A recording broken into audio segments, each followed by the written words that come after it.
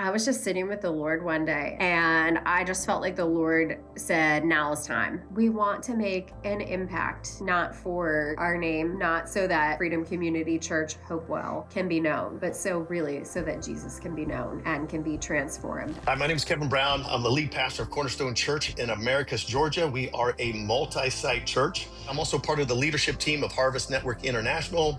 And I'm here this morning with Brittney Morris, and we're talking about church planting and multi-site. And so, Brittney, as we get started here, just tell me a little bit about yourself so we can kind of get a context for who you are and what you've been doing.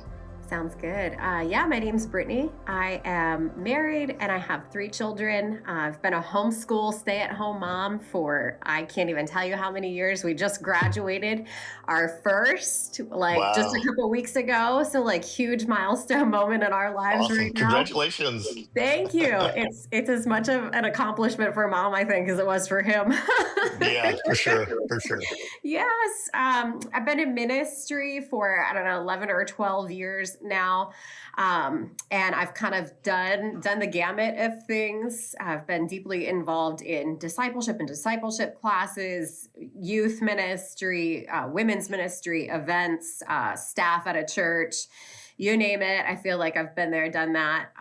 And so this is a brand new season for me, though. Just stepped into a lead pastor role of a church plant. And that is something that was never on my radar. Yeah, that's exciting.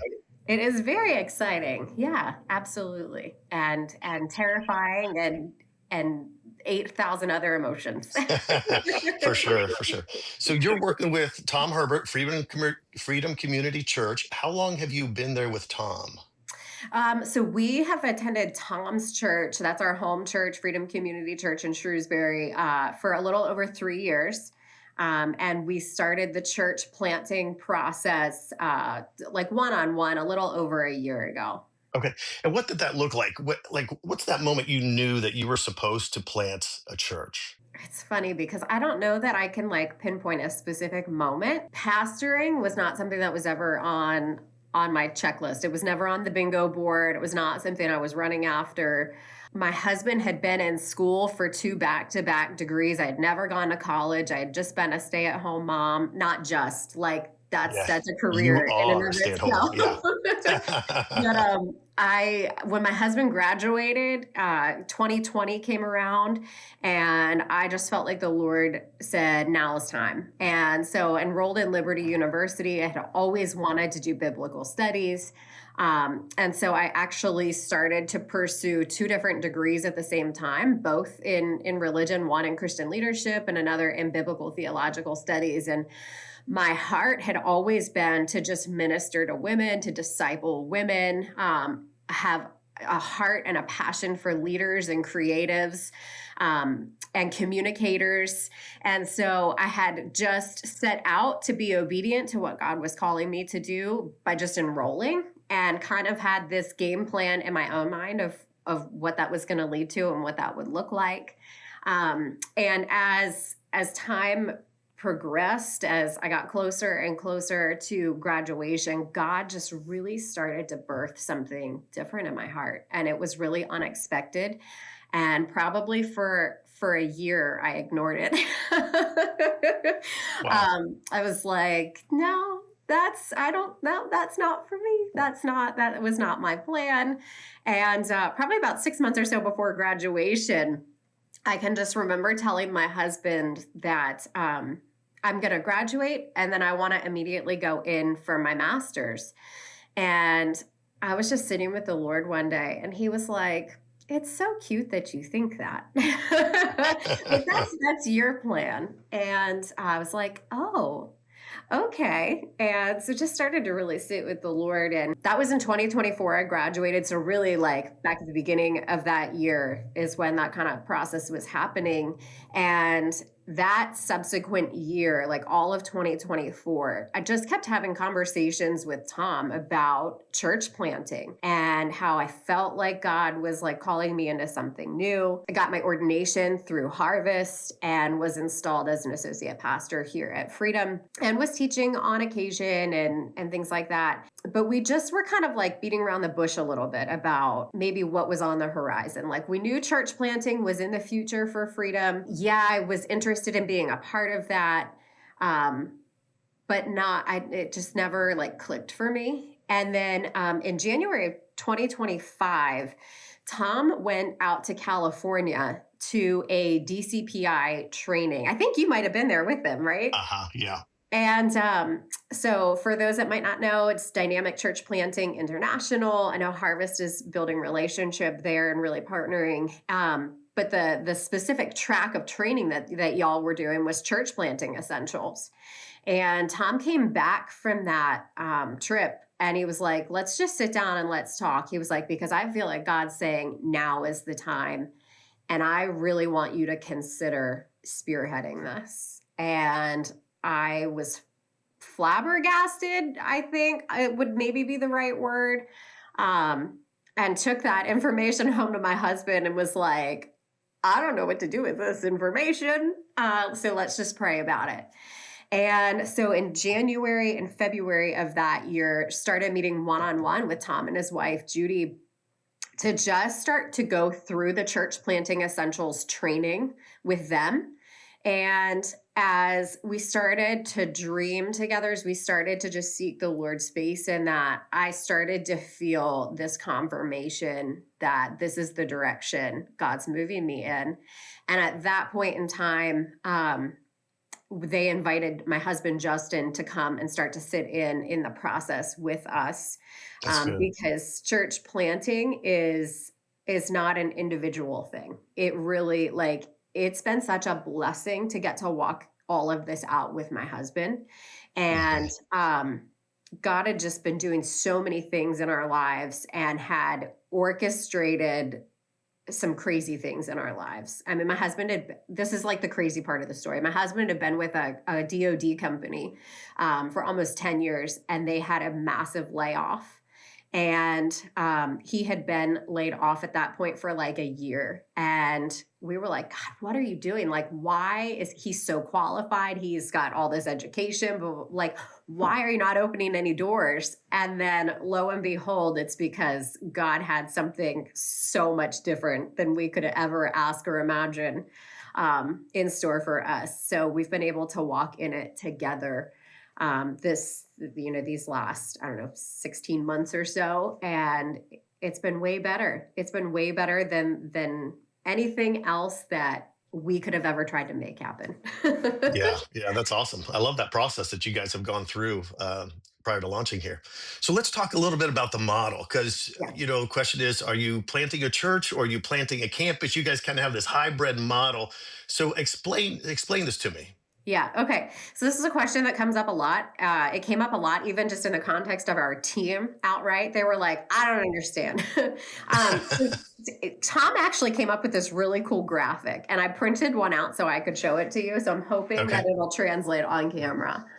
So we have shared aspects, and then we have two different campuses. So each campus is responsible for its own Sunday morning services and its local outreach. And then everything else is shared. So we share staff, we share office space, we share ministries, we share whole church events, community events, things like that. We have church lunches, all the things that everybody's doing anyways. The difference is that, like, because we're also portable, so we're not in a space full time right now. We're renting a local fire hall. And so we pack in on Sundays, we pack out on Sundays.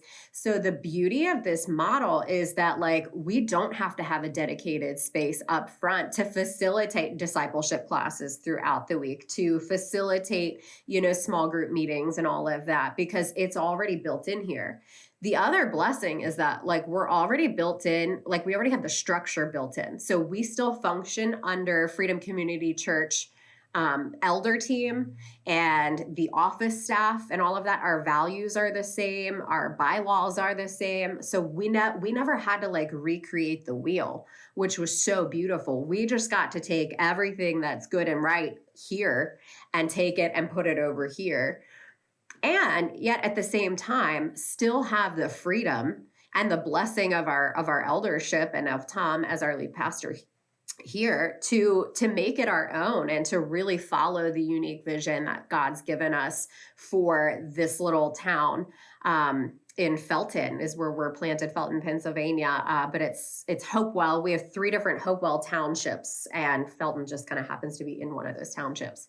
And so we've been able to bring with us the parent DNA of freedom, and yet still have like our own unique identity based on what we feel like God's calling us to. Okay, nice.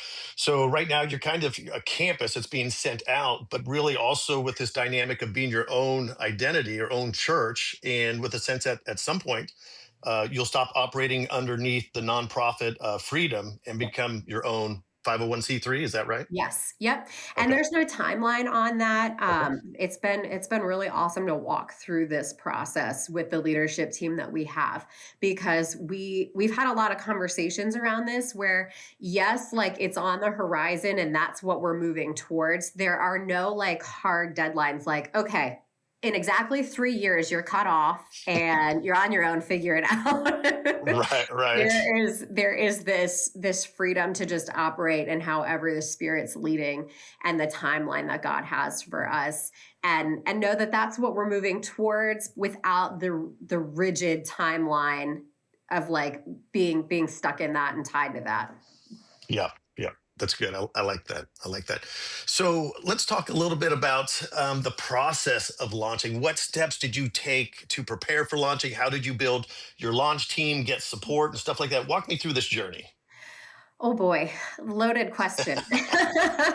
How much time do you have, Kevin? Yeah, right. Um, Well, no, it's definitely a process for sure. I would say first and foremost is my husband and I walked through church planning essentials one-on-one with Tom and Judy. We met for months on a weekly basis, going through that to prepare ourselves, to educate ourselves, to really just dream one-on-one with the Lord. So part of DCPI's church planning essentials is there are 4 different phases, and the first phase is God to me, and then it's God to team, and then it's God to church, and then it's God to the world.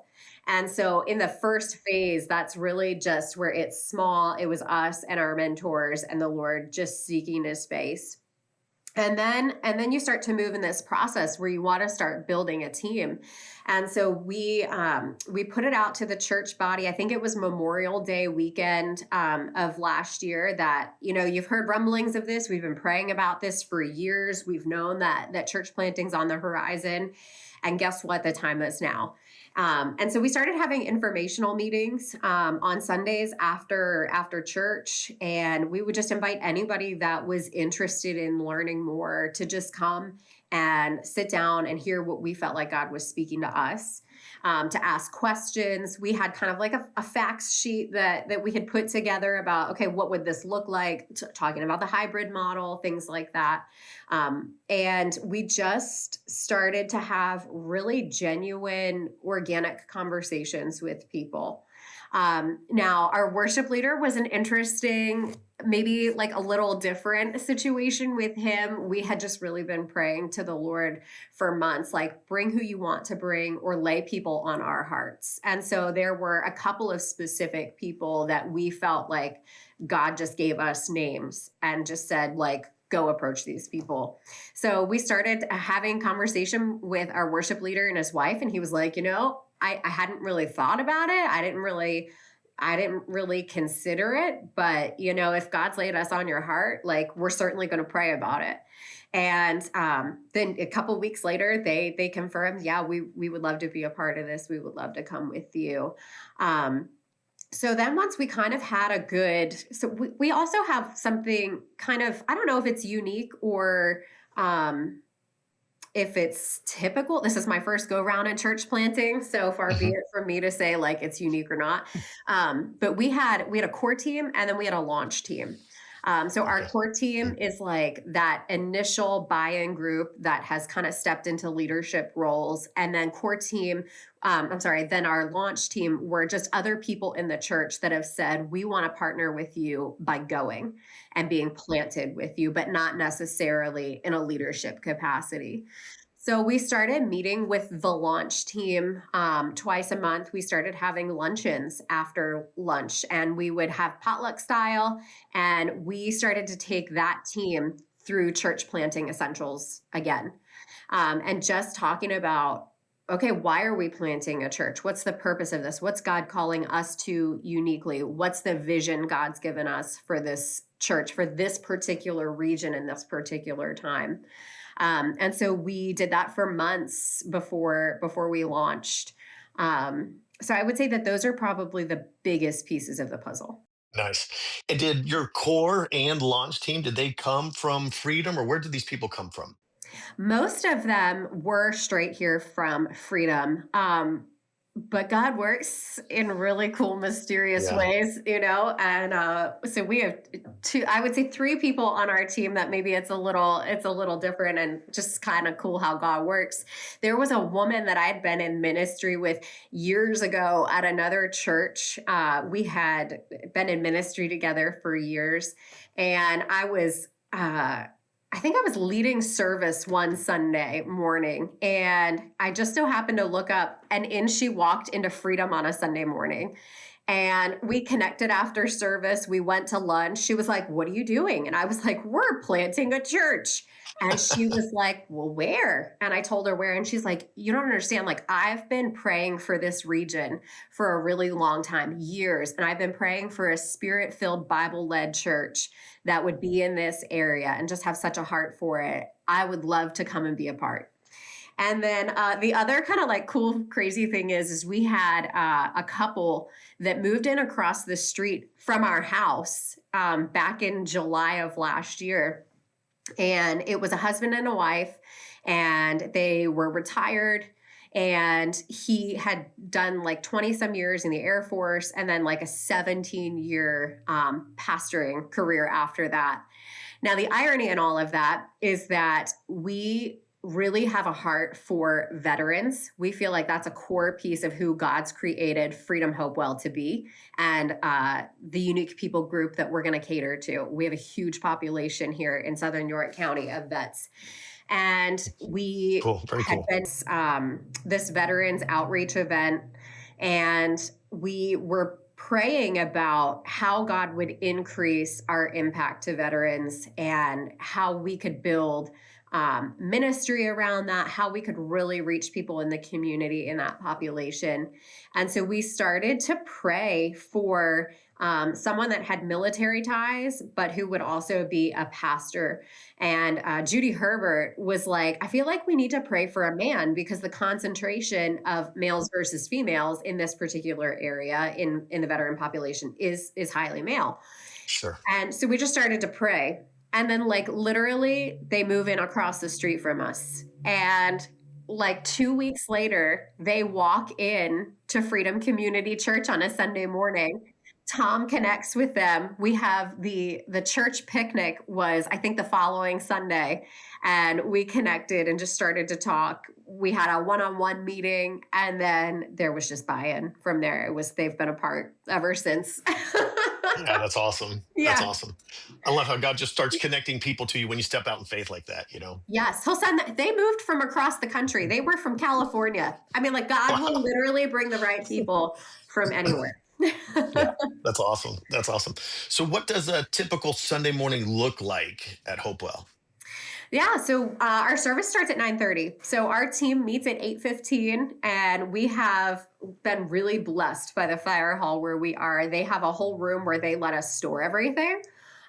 And so what it looks like is we go in at 8:15, and this team is like a well-oiled machine. You have to remember, we're only 7 weeks in of meeting at this point, and they've got set up down to like 35 minutes. They clean out this entire room. They set up we have portable walls where we kind of block some things off because it's a hall, and so we only have one other room besides that, which functions as our childcare room.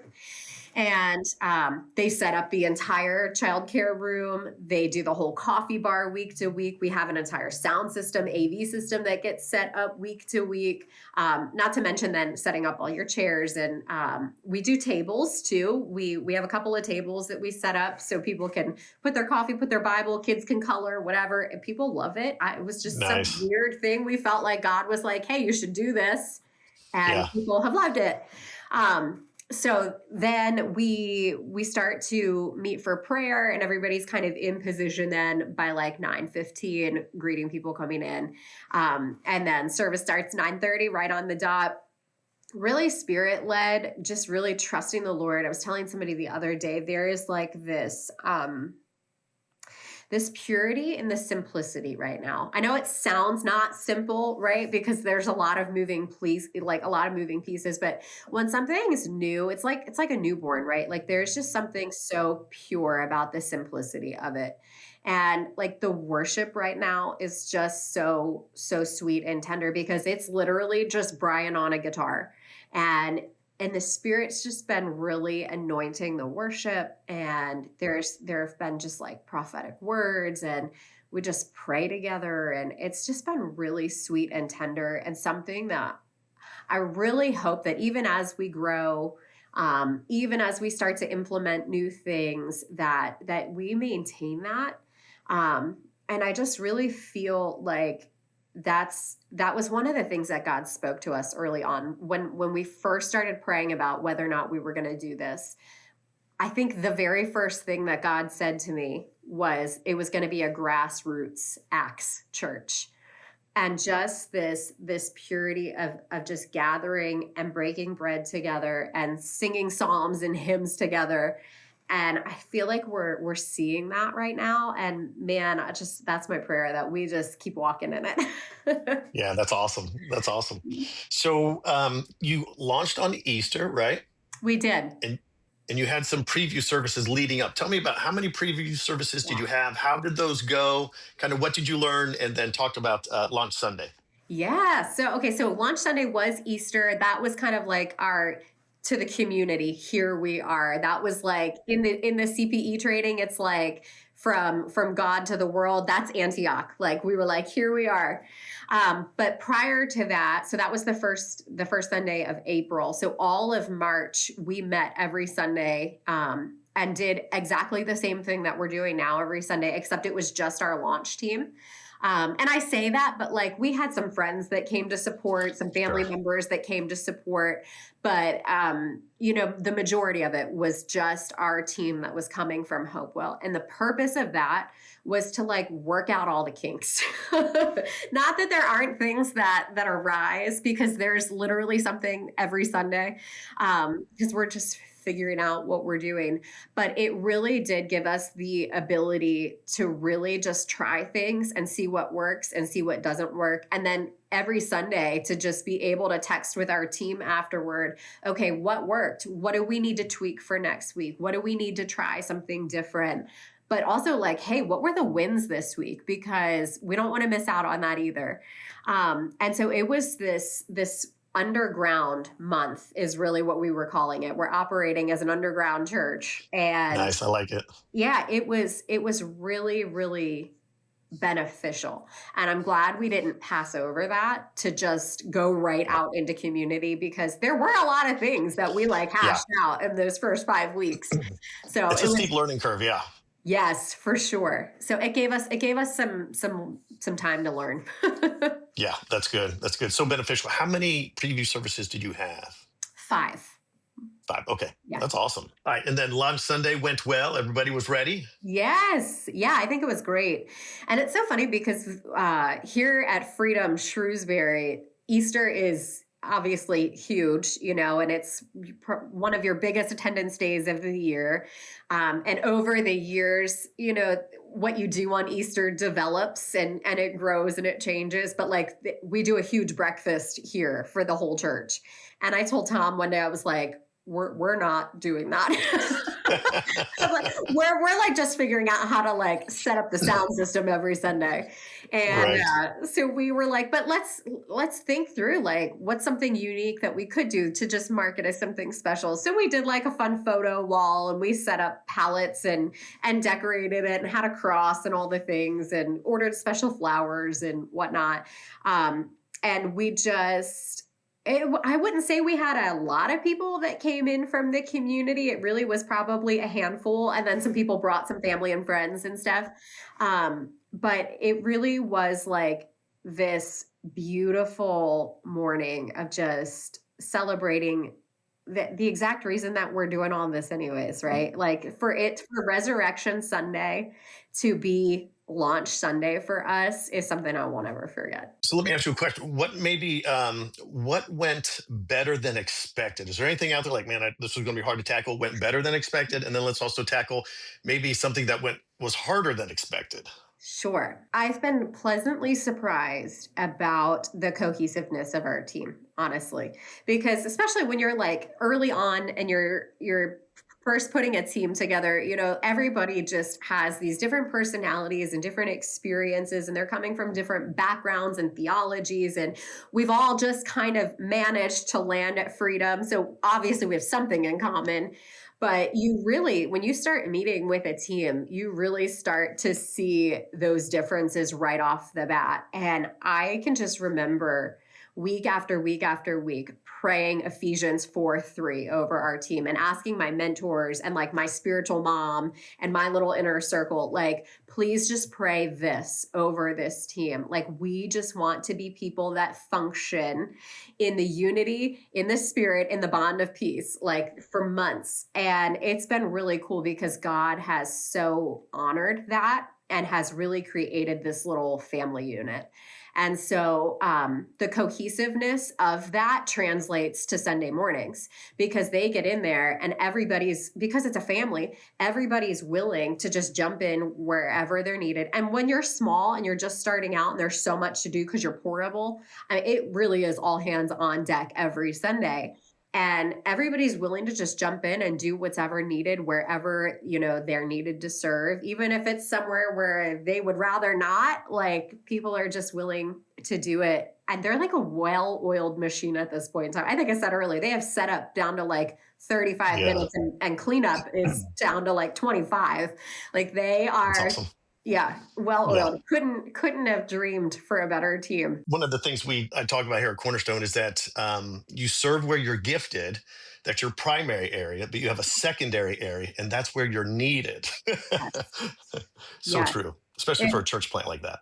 It is. Well, yeah, because when you're just starting out, it's like it literally is all hands on deck every single Sunday. And because you're doing everything, it's not like you have a building that's already furnished that you walk into that's ready for you on Sunday mornings where everything has a home and a place where it's lived all week. Like, that's right. There is quite a process that goes into being ready for people to walk in the door. And so to just have people that are humble and willing enough to do that has been a really good blessing. I just told somebody this week, I was like, I lead prayer in the morning and then I preach and then I take out the trash. That's right. And then I think thinking about something that I thought would be, what was something else that was hard that it's been easier? Yeah, something that went harder than expected versus something that went better than expected. Yes. And I think the other thing is, I've been a stay-at-home mom for 18 years and have homeschooled my kids. And I've worked outside of that in various capacities over the years. But undertaking this, my biggest concern was what's going to be the impact on my family. How is our family going to continue to flourish in the midst of this? And I will say one of the best pieces of advice that I've gotten, I talked to Melanie Stone at an H&I event, and they were talking about church planting and DCPI. And I went up to her after the session and I said, if you guys were to do your first church plant ever over again, what's the one thing you would have changed? And she said to me, like I said, the best piece of advice I got. She said, I wish I would have had better covering for my children. And so immediately from the get go, we just started to ask people close to us to just pray for our marriage and to pray for our children. And I will say, like, there have been challenges. There have definitely been, things that have been really hard as a family to navigate. Our youngest is 6. She's only ever known me being home full time. And so it's been a huge transition for her. But to just have people really rally around our family and to pray and to have the elders specifically praying for our family, it has been really hard, but it's been really good. Anything that went harder than expected? I nap a lot The on rest of it. Sundays now. On Sundays, yeah, it is hard, isn't it? It is like I did not account for like the physical toll that it would take being a portable church every week. I literally go home and nap every single Sunday, and I'm not a napper, but I have napped Yeah, every Sunday for 7 weeks. yeah. We understand that too. We're not nappers either, but so there's Sundays you're just like, we're going home, we're taking a nap. Yes, it really is. I think because it's emotional, it is spiritual, and then you add the physical on top of Yeah, that, there really is just this like new level of exhaustion that I feel. yeah, And that yeah. has definitely been That's good. harder. Yeah. I love how you're protecting your family, asking people to pray for you. I love that because I know church planting has this reputation kind of for being, brutal on leaders.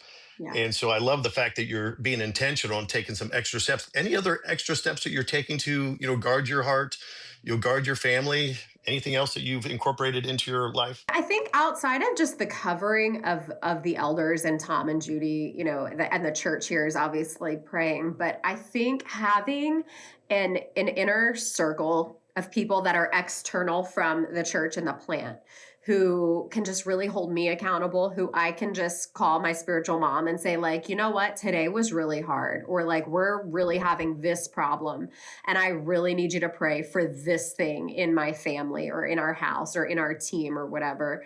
And just to have that weekly check-in, and really it's daily, but really consistently a weekly check-in where there is just somebody external that I know is praying for me, for my family, but also for our team and for the church and what God's doing, but who will also like call me on my stuff. Like, okay, I think maybe you need to like be a little more gentle, with your husband this week because it was a really hard week.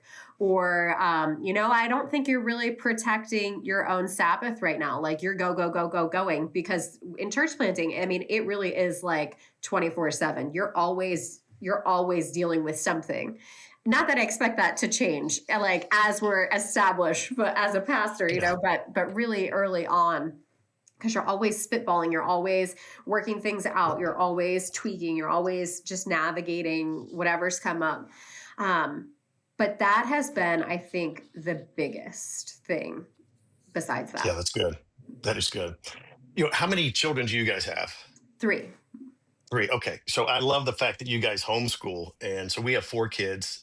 My wife has homeschooled them from almost day one. Oh. And they're all, well, we have one left in college. I was going to say they've all graduated from college. We got one left in college. But I feel like she has gained so many skills and abilities through the homeschooling. I almost feel like being that stay home mom that homeschools has done so much preparation in you for launching. Because I see it in my own wife. But let me ask you this question. As a woman planting a church, what unique challenges have you faced? Because usually in America, mostly it's men that are planting churches, leading churches. So talk to me about that. Yeah. I think that there has always been and there's always going to be this stigma that women can't do this or shouldn't do this because we love to take 2 verses of scripture out of, cultural context and create entire theologies out of them that I personally don't believe God ever intended. I wholeheartedly believe that, when we tell women that they cannot function in this role that God has clearly called them for and equipped them for, that we are really quelching half of what the Spirit wants to do in the body of Christ. And so We've definitely, I've definitely had conversations with some people that think that I'm outside of God's will for doing this. The beauty of it is one of my closest friends is also a female pastor. She's associated with H&I, and so she's probably a year and a half ahead of me in all of this. She's more in church revitalization than planting. Has planted before, but was as part of a team, and so I have been able to really just bounce a ton of things off of her and ask her help in navigating things. And I think when you're a woman, and especially I am probably, with the exception of one person on our team, I'm actually probably the youngest member of our core team. And so I think in a combination of just being younger and being a female, there can be some things that are hard to navigate sometimes. When you're working with an older population too, that it's always been things are done this way. We have a team that really does yield to me and trusts me, and I really believe that. And there's a lot of respect. But there are definitely things that you rub up against sometimes, and I think figuring out how to rise up and to be able to really step into leadership and to voice opinions and shepherd well, which sometimes includes discipline, which sometimes includes okay, I see that everybody's kind of going here, but I actually feel like this is where God's leading. It's definitely been a stretching and growing process, but having her to be able to talk through some of these things where she's had the same challenges, where you have really strong men or really strong people that have come out of ministry or things like that, to be able to talk through those things has been so helpful. Good stuff. So let me ask you another question. Fast forward a year. What does the church look like? What does success look like? Oh man, fruitful disciples. That's it. Man, if we are still in a year from now, we're still following the Spirit of God and we are still giving him free rein to do what he wants to do. And we're still diligently teaching the scriptures, and we are discipling people to make disciples of the nations, then I'm going to call that a success. People are functioning in the gifts God's given them, and they're growing, and it's marked by spiritual fruit. I'll take that all day long. Even if we don't grow in terms of numbers, if the people that are there are growing, man, that's it. So you've launched, you've got about 7 weeks under your belt. Yes. Are you guys shifting at all to now we're going to focus more on outreach now that we've got Sunday mornings up and running, or what's the focus now? Interestingly, I feel like outreach was on our radar far before Sunday mornings, actually. We started doing with our core team and our launch team really early on, prayer walking through the community. We go once a month, usually the first Thursday of the month is prayer walk night. And we go to different areas around the area that God's called us to. And we prayer walk schools, we prayer walk firehouses, we prayer walk neighborhoods. We've prayer walked, little community buildings where there's shops and restaurants, and just talk with people there. And we felt like God gave us a word before we had ever locked down a location. I just was praying one night before a prayer walk, and the Lord spoke to me and said, "Don't wait for a building to be the church." And I took that really seriously. And okay, God, then teach us what that means. Teach us what that looks like. Connect with people now, meet needs now. Don't wait for a building to have programs and things in place to be able to start ministering and being my hands and my feet and my mouthpiece. Do it now, wherever I'm calling you to. So we just started doing that on prayer walks. And our community had suffered a really great tragedy last year. And the fire hall had responded to a call that was just terrible. 2 people died, and I can't even imagine how traumatic that is to just respond to calls like that and have fire on top, and all of the things. And so we were prayer walking one night and just felt like we were supposed to go and walk to the firehouse that had responded to this call. And we just literally knocked on the door and we were like, hey, we're just people that love Jesus from this church. And we just want to know if we can pray with you guys after what happened this week. And they were like, hold on, let me go get the captain. And the captain comes out and he's like, hold on, let me go get like all my guys that are inside. And they all came out and stood out in front of the firehouse with us. And we just interceded for them. We interceded for our town. And they were so open to us just ministering to them in that really simple way. And it was this seed that started something really beautiful. It was really genuinely caring about them that opened a door for us to start to build relationship there. And a couple of weeks later, maybe, one of their paramedics reached out to us and said, hey, like, we just responded to this call, and there is an elderly person in our community that really has great need right now, food scarcity, XYZ. Is there anything you guys can do? And our team just rallied around this person and just started ministering. My husband still goes at least once a month to just sit with this person, and we take food and our team prays for her. And it was from that then that we started to just have these opportunities to minister to them and build genuine relationship. And it's cool because we had felt like all along God had said that we were going to be planted on this one Route 24. And we started just trying to explore different location opportunities in that area. And we thought maybe that fire hall was going to be it. And it wasn't, but we continued to minister there even after they told us no. And then we ended up getting connected at a second firehouse on the same road, which is where we are now. And part of our team serves at a third fire hall down the same road on the other end. And so now God has given us the opportunity to minister in 3 different firehouses, which are all 3 filled with military veterans. Wow. Wow. That's cool. That is cool. Only God can do that. That's for sure. Open up doors like that. That's amazing. Yes. Yeah. Good stuff. Okay, so what would you say to someone who's listening who feels called to plant a church but is maybe scared to step out and do it? What advice would you give them? I think just follow the Lord.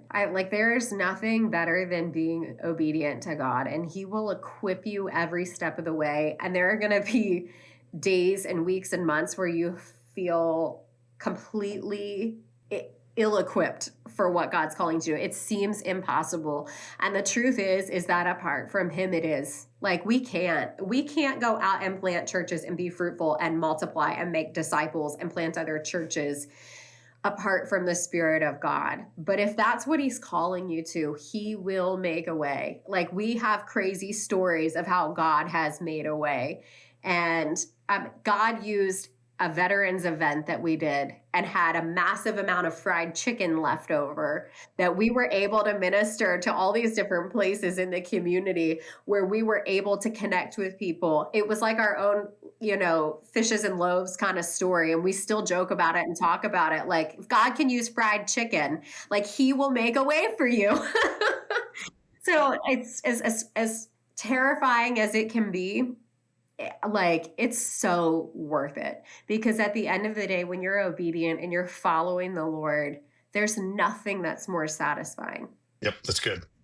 How can listeners be praying for you? I think we want to make an impact, not for our name, not so that Freedom Community Church Hopewell can be known, but so that Jesus can be known and can be transformed. And so I think praying that we keep the first thing, and really just staying in first love with Him, and continuing to pray that Ephesians 4:3 over our team. I think that is huge. And it not even just over our team, but over the church as a whole. Like, we want to be unified in love.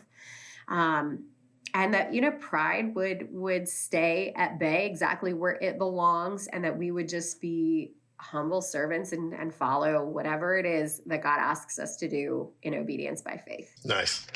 So how can listeners find you, and how can listeners support you? So you can go to calltofreedom.org, and we have a page there. It's the Hopewell Township link up in that top corner when you land there. You can also find us on Facebook. We're Freedom Community Church Hopewell. You can follow along there. We will, at some point in the near future, be posting our Sunday morning services. We are still figuring out the technological piece of that. It is one of those things where, Sunday mornings, there will always, I think, be some sort of tech issue. So we're 3 weeks in trying to record and have yet to do it. Wow. Yes. Well, you got time for that. There's plenty of time. Amen. You're doing good. All right, as we get ready to wrap up, anything else you'd like to share with us today? I think we have this great heart in this season because we're seeing so much happen across the world right now. Like who knows when the end is coming, right? But we know we're closer today than we were yesterday, right? And so there's this fever, I think, right now in the church to see revival come. And I think because of recent events, we've seen glimpses of it. I mean, you look at what God's doing on college campuses and stuff right now, and you can't deny that he's moving, right? And it's neat because in the area where we live, there's a campground just a couple of miles from here that was active during the Great Awakening. And it was a huge gathering place where circuit riders would come in, and they had tens of thousands of people gathered on this location. And just the history is so rich here. Like the spiritual history is so rich. And man, I would just love to see that come here. But I think like with revival, there has to come reformation. Like there has to come this place where there's deep repentance and where we return to the scriptures and we just proclaim those things. And I think of like Josiah in 2 Kings, where they read the book of the law and then God just does this mighty work in them and they tear every idol down in the land. And they just are wholeheartedly renewing covenant with him, and they reinstate Passover and all these things. And I would love to have people just partner with us in prayer for our region, the world, but really like our heart is just right here to see that sweep over the Hopewell area, to just see that return and that just wholehearted seeking of the Lord and yielding to him. And that's my hope and my prayer of going out and planting a church, that like we would see that in this area because it's been here before and God can do it again. That's right. He can do it again. Amen. Awesome. Well, we're excited about what you guys are doing and what God is doing through you. And we're going to continue to keep praying for you guys and look for good things to continue to come your way. I appreciate that. Thank you for today. Yeah. This is great. This is fun. Yeah, it's fun, isn't it? Thanks for joining me. Absolutely. Maybe we'll do a follow-up session, maybe 6 months to a year, get back together and see how things are going. Yeah, that would be great. That would be awesome. Hopefully have awesome things to report.